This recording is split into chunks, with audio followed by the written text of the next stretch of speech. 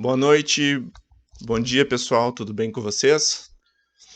Então eu vim trazer aqui um artigo intitulado O valor justo das commodities agrícolas como determinante do lucro líquido das companhias abertas brasileiras.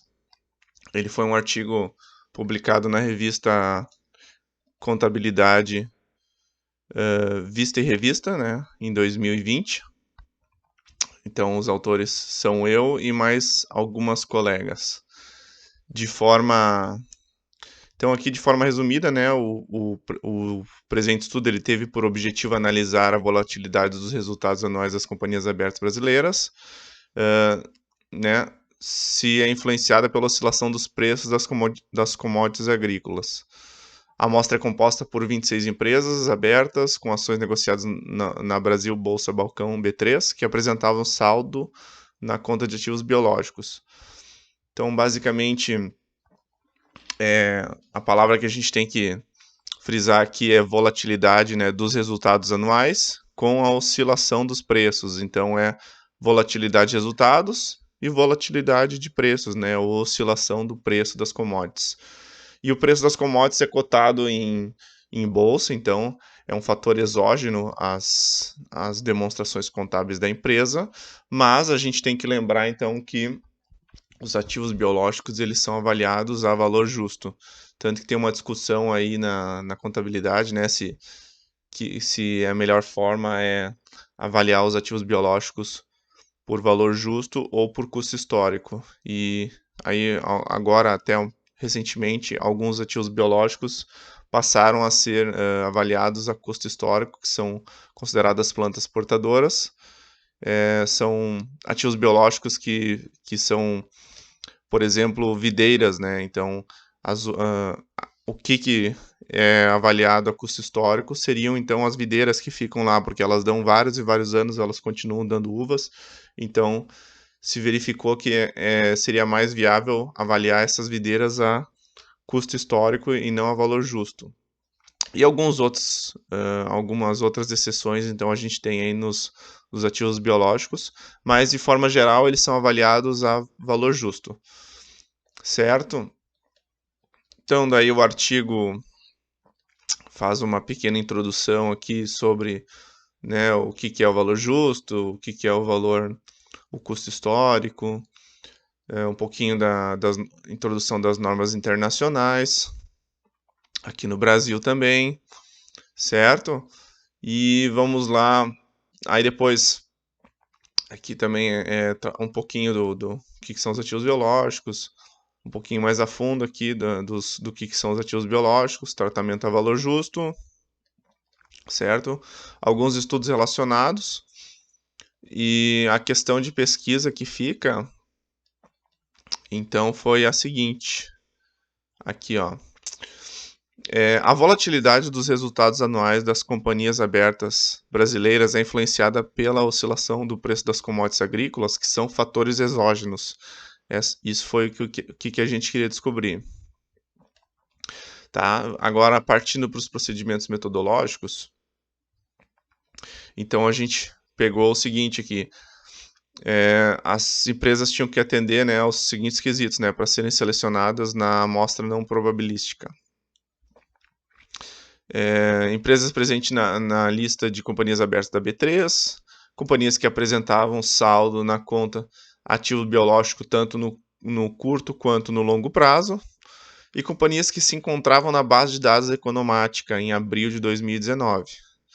Então, basicamente foram essas as que nós pegamos. E também, né, possuir mais de 3 informações em ativo biológico circulante e ativo biológico não circulante, porque no período de análise que era de 2010 a 2018, porque foi excluído então empresas com menos de 3 observações, porque eram poucos dados, né, para analisar, então não adiantaria a gente analisar empresas com 2 ou 3 observações ao longo de aqui, né, ao longo de 8 anos.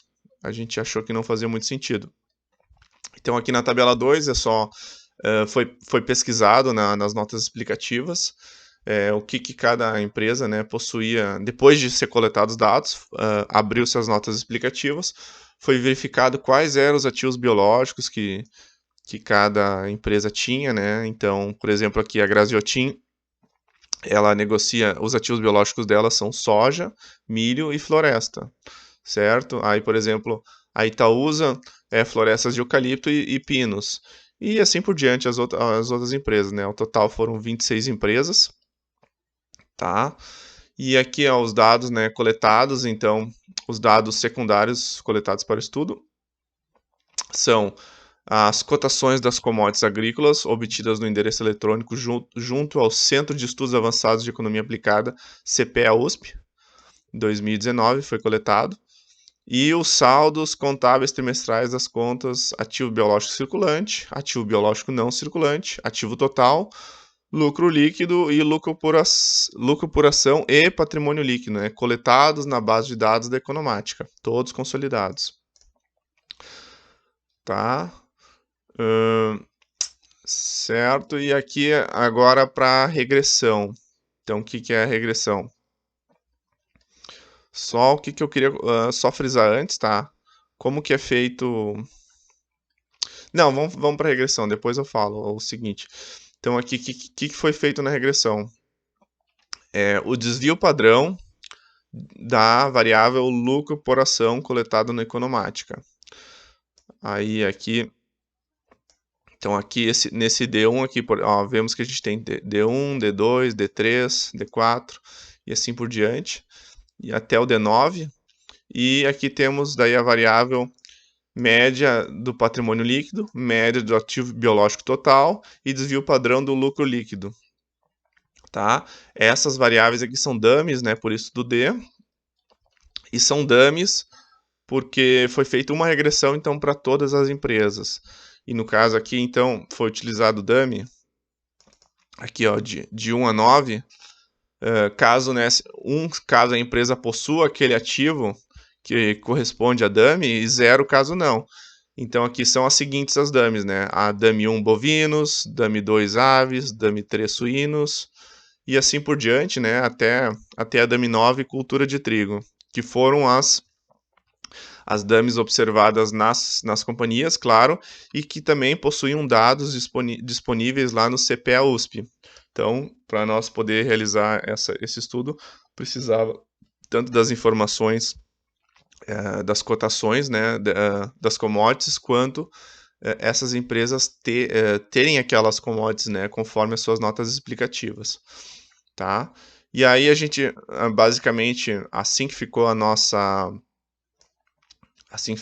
base, né? Então, aqui em cima a gente coloca o cabeçalho, aqui o ano, né? A empresa, numerado de 1 a 26.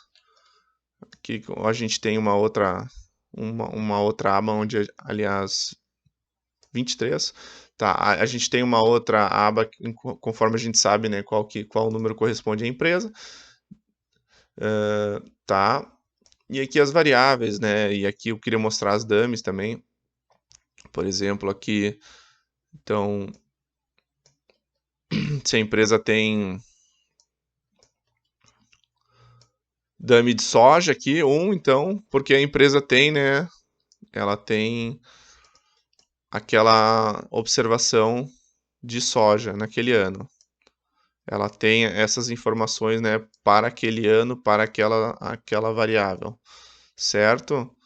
Voltando aqui à base de dados, tá?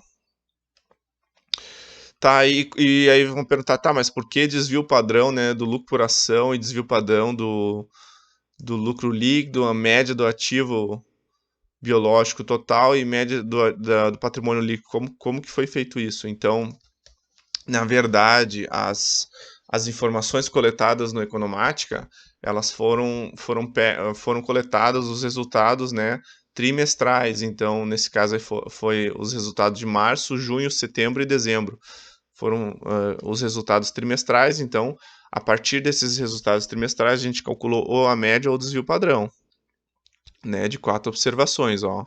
Aqui, cálculo dos desvios padrões e médias. E quando a gente pegou as cotações lá das commodities, as cotações são basicamente diárias, elas só não tem cotação em final de semana, mas então são basicamente diárias, e fizemos também, né, o desvio padrão dessas cotações, certo? E daí, então, antes de rodar a regressão, né, a gente faz a gente tem que verificar aí os pressupostos das regressões, né, de dados em painel. Então, utilizou-se os testes Durbin-Watson, White e Shapiro-Wilk, né, para a verificação da existência de autocorrelação, heterocitasticidade e normalidade dos dados, respectivamente. Né, e também utilizou-se ainda o teste de fator de inflação de variância, o FIV, né, do inglês Variance Inflection Factor, né, o qual verifica a existência da multicolinearidade dos dados da amostra. Certo? E vamos ver aqui. Em seguida, né, para o tratamento de outliers na amostra, utilizou-se a técnica de windsorização, né, que é um procedimento para minimizar a influência dos possíveis outliers da amostra por meio de um amparo dos valores extremos dos dados, de modo a substituir tais extremos, né, pelos valores definidos do percentil limite mínimo e percentil limite máximo.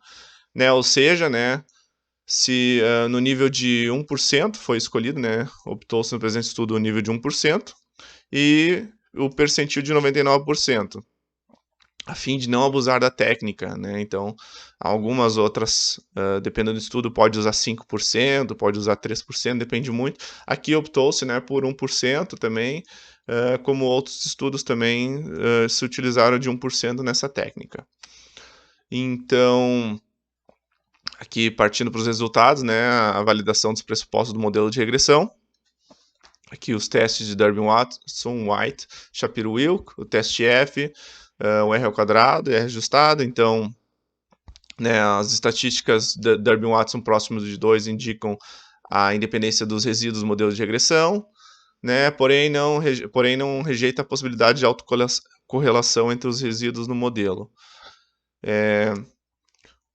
Com o resultado do teste de White, detectou-se a presença da heterocitasticidade, né, e para a correção desse problema, então foi estimado o modelo utilizando erros padrão robustos, que é o heteroscedasticity and autocorrelation consistent, o HAC, tá?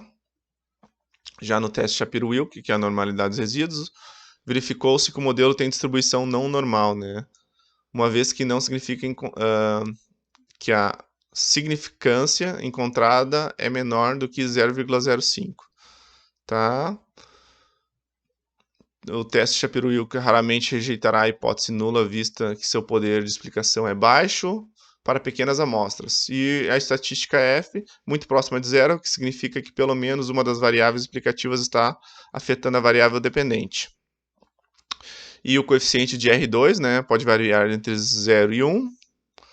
Tá? E se o pesquisador pode assumir, então, né, que aqui, como o valor foi 0,14, isso indica que o modelo explica aproximadamente 15% do desvio padrão do lucro por ação. Tá? O teste FIV foi feito aqui para a multicolinearidade.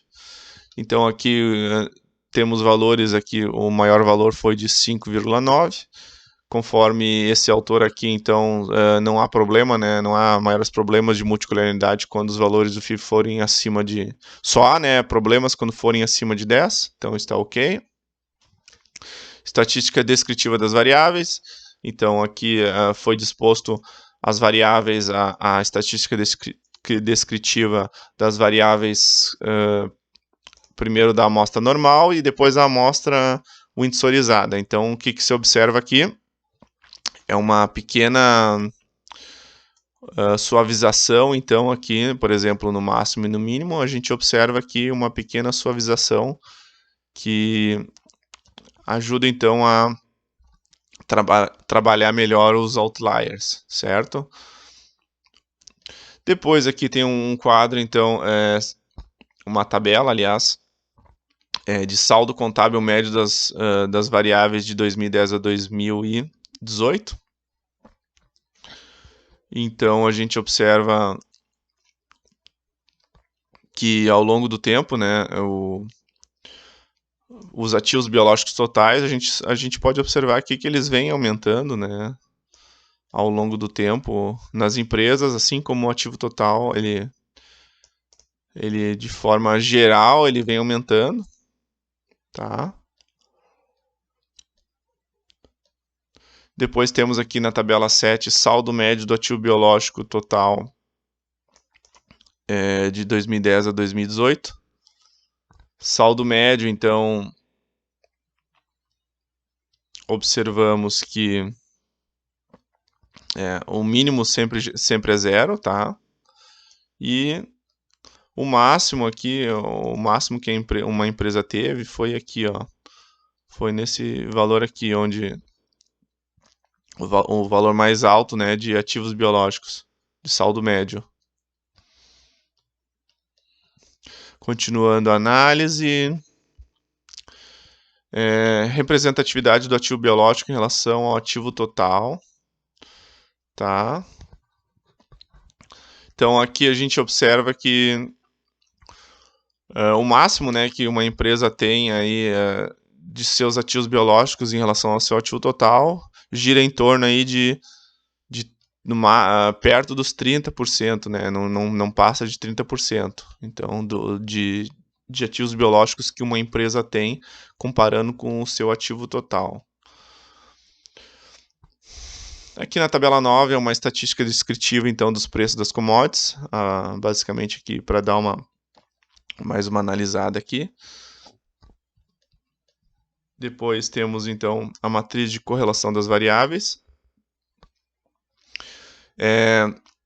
Observamos então aqui uma correlação, né? A correlação, digamos, que mais chama atenção é essa aqui, do desvio padrão do lucro líquido pela média do patrimônio líquido. É positiva e alta, né? 0,88. E o que indica, né, que quanto maior o patrimônio líquido, maior a volatilidade do lucro das empresas.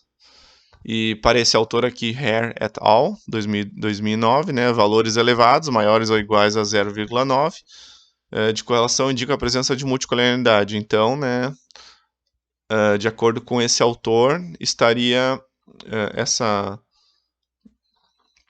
essa multicolonialidade estaria ok. Depois aqui, determinantes da volatilidade dos resultados anuais, né? Finalmente chegamos à regressão em si aqui, onde é apresentado, então, a regressão, né? Os dados da regressão. Então, assim, o que chama atenção é, principalmente aqui, que a gente vai observar, então, que cada tipo de commodity tem uma relação positiva ou negativa, né? Com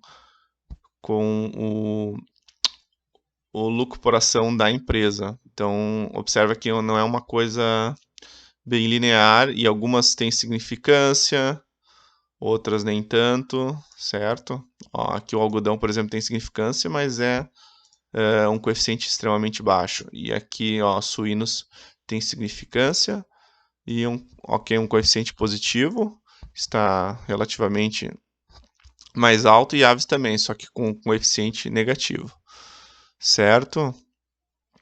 Então, né, a partir disso, de forma geral, aí o que a gente pode concluir do artigo é ali o frango e suínos são as, ó, verifica-se destaque para suínos e aves com maior poder de influência nos resultados.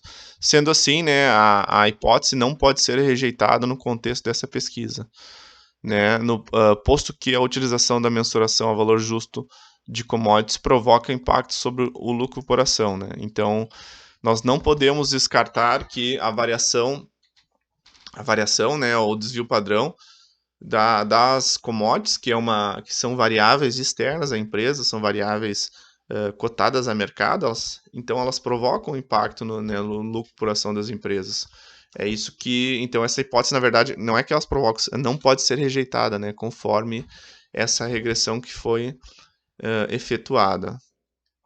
Né, tal resultado nos leva a crer, por exemplo, que os preceitos de Black e Liu, de que ativos avaliados a valor justo, né, apresentam uma maior eficiência do investimento, uma vez que leva em conta a volatilidade atribuída dos resultados ao longo do tempo e de suas transformações, de modo que maiores valores dessas commodities agrícolas estariam atrelados à avaliação mais acurada do valor da empresa.